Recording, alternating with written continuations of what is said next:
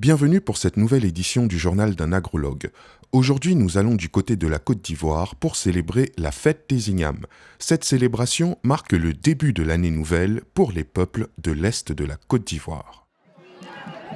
Il faut savoir que l'Igname symbolise l'entrée du peuple Ayoua en Côte d'Ivoire. Des chefs du village, notamment celui d'Assalé Kwassikro, de Krekbe, d'Aswakro, des robots. En tout cas, tous les chefs du village Ayoua. Le couteau en main signifie la commémoration du peuple Agni suite à la migration du Ghana vers la Côte d'Ivoire. Et pour rappel, cette migration a été difficile et a été présidée par le roi Nana Assouman. Et voilà, les chants symbolisent l'immense joie qu'exprime le peuple Ayoua. Le roi s'apprête pour s'installer à la place publique où se déroule la fête des Ignames. La dite fête qui est parrainée par le président du conseil régional du Moronou, son Excellence M. Pascal Afinguessan. Les guerriers s'activent pour l'intronisation du chef avec un parapluie qui tourne très loin, symbole de la protection, symbole de la considération du chef. Le roi arrive au son des fanfares. Au son des fanfares, il y a un jeune homme habillé en rouge. Le rouge symbolise la puissance que le chef a. Ah oui, il y a les alous, ce qu'on appelle les guerriers qui sont, n'est-ce pas, assis à côté du roi. Le roi est escorté. Le roi est vraiment escorté. Voilà. Voilà. Il tient en main la queue d'un animateur. Cela signifie que le chef a le pouvoir absolu. Que le chef a le pouvoir absolu. Voilà. Les guerriers qui sont habillés en rouge traduisent la puissance du peuple Agni. La flèche représente la puissance. L'épée représente l'honneur. L'épée représente l'honneur. Ah oui. Ah oui. C'est le chef qui est assis dans son siège royal. Un siège vraiment qui a de la valeur. Et le jeune qui est assis à côté du roi est doté également d'une puissance. Voilà. Nous sommes sur le chemin de la place de la cérémonie. Ah oui, le monsieur est en train de vraiment danser le Kanyakouli. C'est une fête, c'est une danse typiquement traditionnelle qui révèle nos valeurs culturelles. Chaque pas a sa signification. Les cailloux qui soulèvent ont leur signification. Il les dépose, cela a une signification. Tous les pas ont une signification. Il regarde le ciel pour implorer la grâce de Dieu. Il départage les cailloux pour dire que le malheur s'éloigne de nous. Voilà. Voilà. C'est vraiment beau, la culture ivoirienne. surtout la culture du peuple Morofo de la région de Moronou. Ces cris, ah oui, ces cris sont formidables. Le Kalinkouli est joué, est assuré par 3 gros tam-tams et un petit tam-tam. Et il y a des tam-tams femelles et des tam-tams mâles.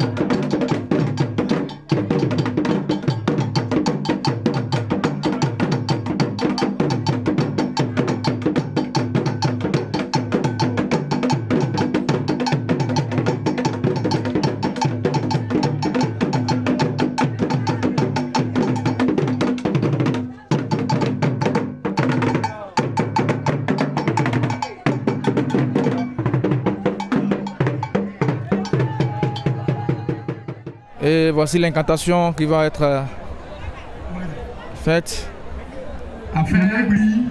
Et cette incantation fait appel à nos ancêtres pour qu'ils viennent présider les moments les plus chaleureux plutôt. Oui.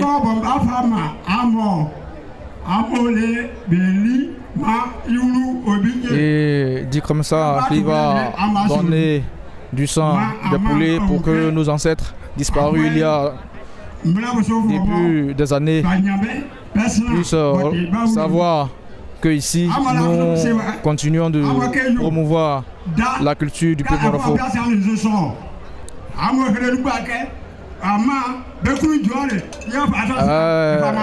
Et termine par ses propos en disant que il demande pardon au génie, à nos ancêtres d'accepter les holocaustes qui seront faits. Voilà, merci le bon Dieu qu'il donne aux ancêtres. Cela signifie que nos ancêtres, ayant l'habitude de boire le vin de palme en ce jour de commémoration de la fête des Inyam, ils leur donnent cette boisson en guise de reconnaissance et de souvenir.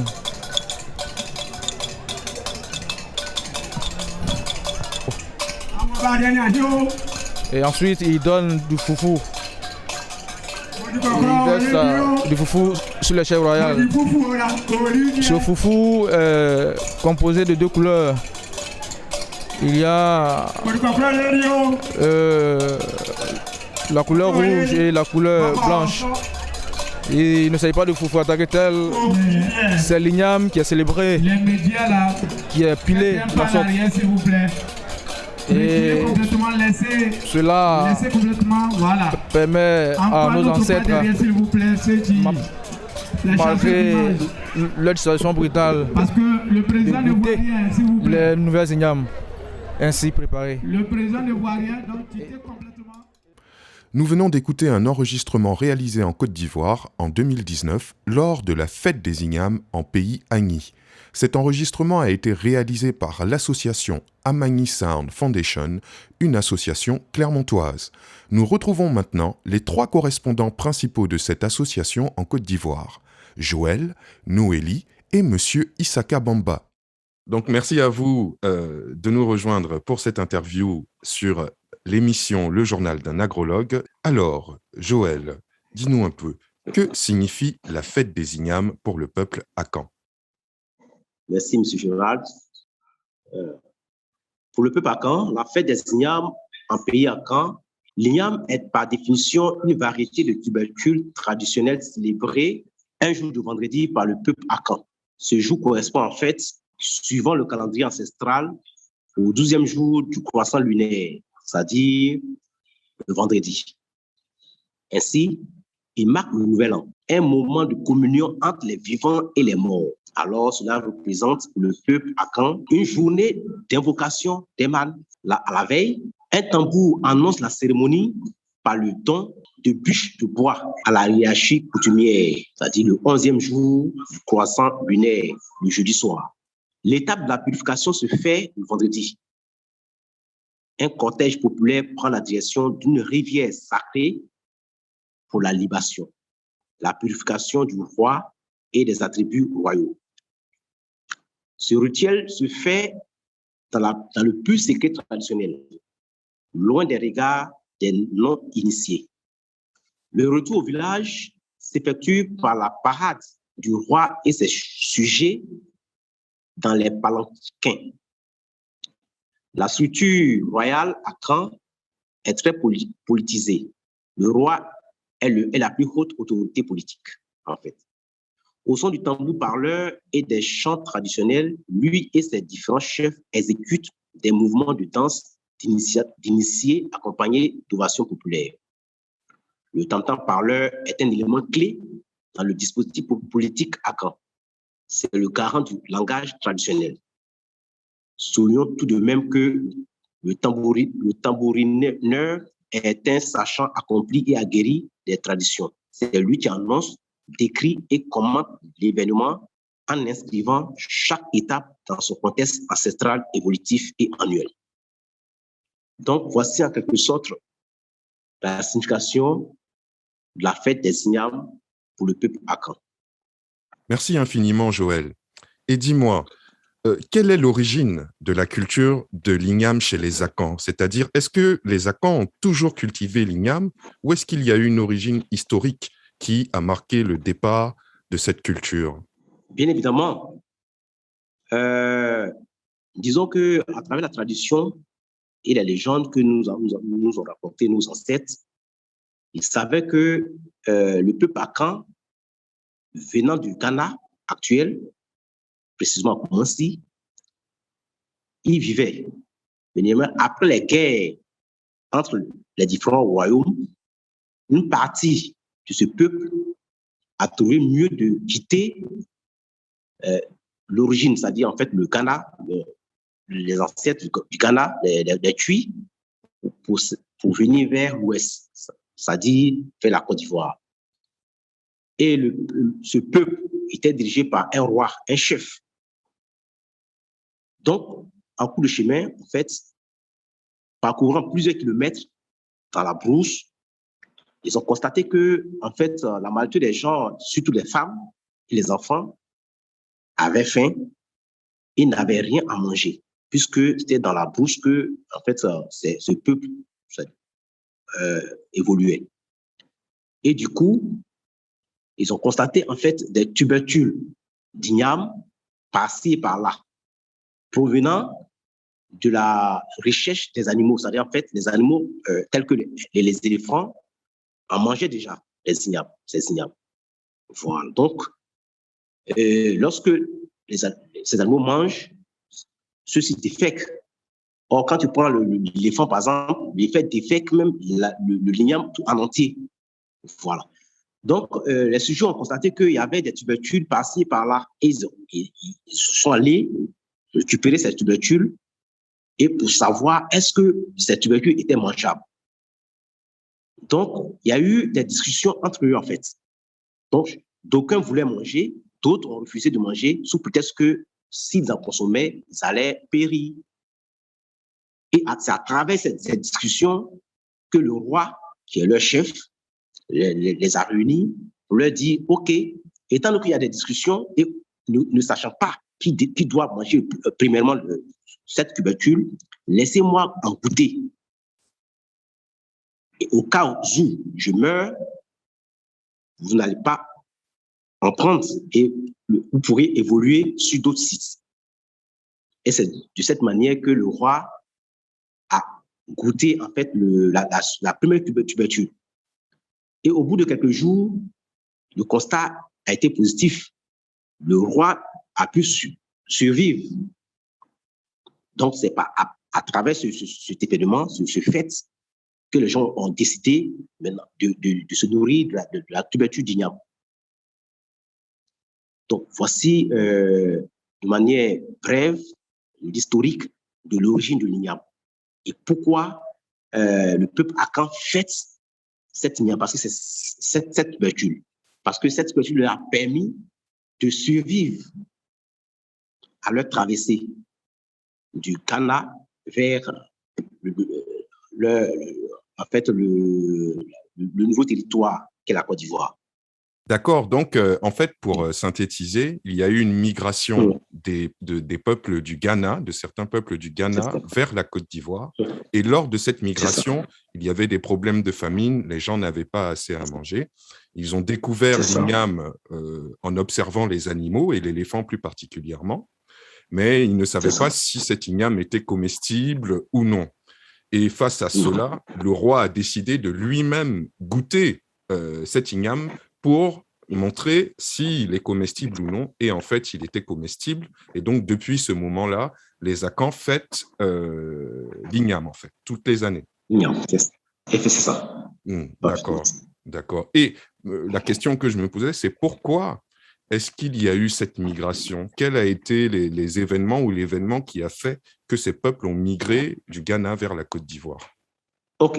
Effectivement, la question est bien posée. Vous savez que, en fait, quand nous prenons l'historique du royaume Akan, principalement à Koumassi, tous les Akans étaient regroupés à Koumassi, en fait, actuel Ghana. Et ils savaient que ceux qui sont quittés, ceux qui sont départis de Koumassi vers la Côte d'Ivoire sont les Agnis, les différents Agnis qui sont déjà installés, tels que l'Agni de Dabengro, Agni d'Agnokro, Agni de Bongwanou, Agni de Kunfao, ainsi de suite. Donc, c'est à travers des guerres, entre le peuple originaire de Koumassi et les Agnis qui sont quittés, qui ont fait partir en fait ces différents peuples vers la Côte d'Ivoire. C'est à travers les guerres et puis les disputes que ceux-ci ont dû laisser leurs ancêtres pour venir vers la Côte d'Ivoire. D'accord, d'accord. Merci beaucoup, c'est vraiment, vraiment très intéressant. Et si je me souviens bien, cette fête de l'igname marque aussi, en quelque sorte, le début de l'année. Effectivement. Dans la première question, j'ai déjà souligné, c'est le nouvel an. Nous prenons le nouvel an de la tradition Akan. Et le nouvel an suggère que, en fait, tout le matériel, tout ce qui est négatif soit remis à l'ordre. D'accord. Donc, c'est en même temps une sorte de rituel de purification pour assainir les choses et annoncer la nouvelle année. C'est ça. Exactement. Merci infiniment, Joël, pour ton intervention. Alors, nous avons aussi Noélie qui est présente avec nous. Alors, je voulais te poser la question suivante. Comment cultive-t-on l'igname? Pour cultiver l'igname, il faut d'abord faire des buttes de terre. Des buttes de terre où l'on insère des tubercules d'igname, c'est-à-dire des morceaux. Des morceaux d'igname quand on insère à 10 cm de profondeur. Et ensuite, on arrose ces buttes de terre. On les arrose de temps en temps, ça peut être 3 fois dans la semaine. Aussi, près de ces buttes-là, on peut planter des branches d'arbres pour permettre à l'igname de mieux se développer quand elle va commencer à sortir de ces buttes de terre. Au bout déjà de 2 semaines, les tubercules commencent à se former déjà et sortir de la terre. Et environ 14 semaines après, disons, l'igname peut être formé. L'igname est déjà formé et un peu déterré et consommé déjà. D'accord. Et je voulais aussi te poser une autre question. C'est quelles sont les différentes utilisations de l'igname? Les différentes utilisations, pour l'igname, on peut faire une purée d'igname. On peut aussi faire le foutou. On fait cuire l'igname et puis on le pile dans un mortier. Ah oui, vous faites bouillir l'igname et ensuite on pile dans le Oui, mortier. dans le mortier. Voilà, ça nous donne une pâte. Puis bon, on mange avec une sauce. Il y a l'igname aussi frit. On mange avec du poisson, du poulet, tout ça. Bon, merci beaucoup Noélie pour ton intervention. Merci beaucoup. Merci beaucoup, Monsieur Bamba, de nous rejoindre aussi. Donc, nous savons que la Côte d'Ivoire est le premier pays producteur de cacao. Et je voulais vous poser la question suivante. Quelle est l'origine et l'histoire de l'exploitation du cacao en Côte d'Ivoire? Bien, merci infiniment. Alors, je suis en train de dire que tout le monde sait que les premiers plants de cacao ont été introduits en Côte d'Ivoire en 1880 par les colons français. Et c'est en 1908 que le gouverneur Angoulevent a entamé une propagande en faveur de l'expansion dans l'Indéné Djouablé. Alors, vous devez comprendre tout à l'heure que le Indéné Djouablé a été l'un des bouts de cacao les plus élevés et qui a duré dans le temps. Et lorsque le feu Félix Houphouët-Boigny avait initié la Coupe nationale du progrès pour encourager les producteurs de cacao, alors l'Indéné Djouablé a eu 2 lauréats en 1975 par feu Sassan Kwao, qui est tout le monde connu, grand producteur de cacao. Et ensuite, dans les années 1990, 2000, par là, je crois, si je ne me trompe pas, il y a eu Sassan Kwao et il y a eu aussi Yaofis Pascal, qui a été lauréat du Coupe national du progrès. Alors, ces deux, n'est-ce pas, lauréats sont venus de l'Indéné Djouablé, qui est précisément de Niablé. Et c'est des gros producteurs, n'est-ce pas, de cacao. Et ce n'est pas les seuls, la plupart de tous, n'est-ce pas, des producteurs, n'est-ce pas, de la région de l'Indéné Djouablé, n'est-ce pas, ont permis à la Côte d'Ivoire d'avoir toutes ces productions-là et d'être premier en cacao dans le monde. D'accord, donc l'Indéné Djouablé, pour les auditeurs, c'est une région de l'Est de la Côte d'Ivoire. De l'Est de la Côte d'Ivoire. D'accord. Et maintenant, je voulais vous poser la question suivante, c'est quelles sont les principales problématiques que rencontrent les cultivateurs de cacao en Côte d'Ivoire aujourd'hui?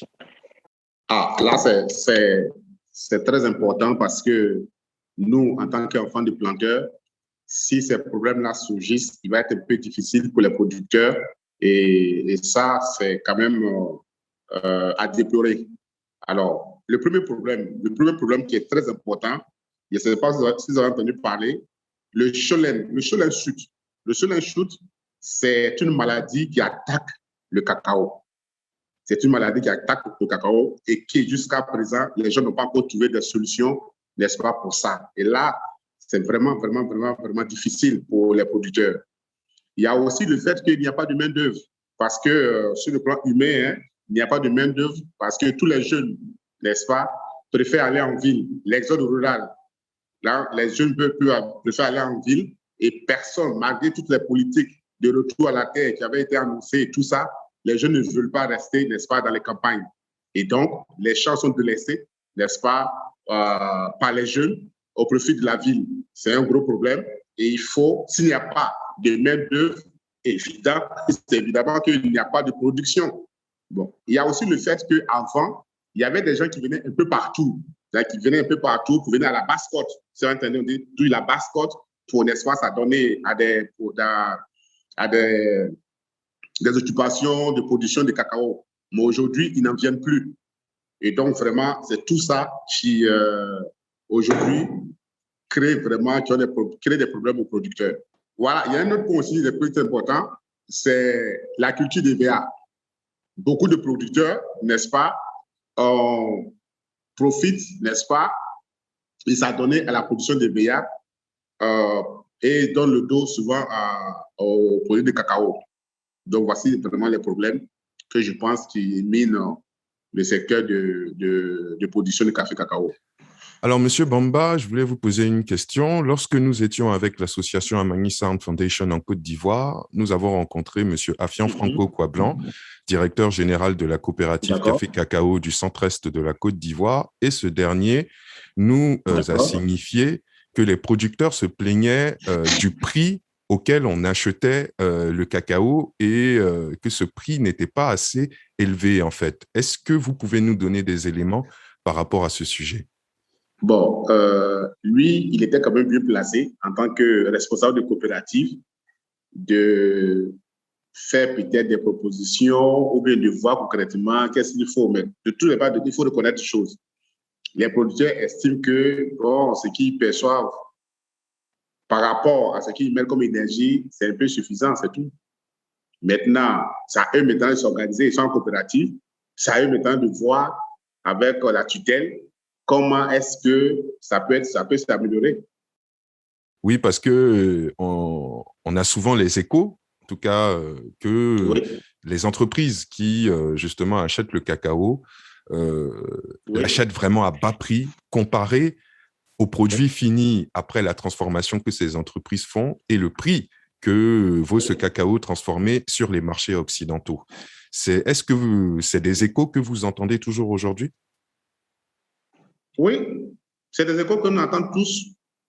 C'est des échos que nous attendons tous. Mais moi, je pense que dans un premier temps, que chacun s'organise. Parce que c'est un challenge. Ceux qui font les produits finis et qui font en sorte que le prix soit élevé, ils ont un marketing autour. Ils font en sorte que les produits soient, n'est-ce pas, comme soit un produit supérieur.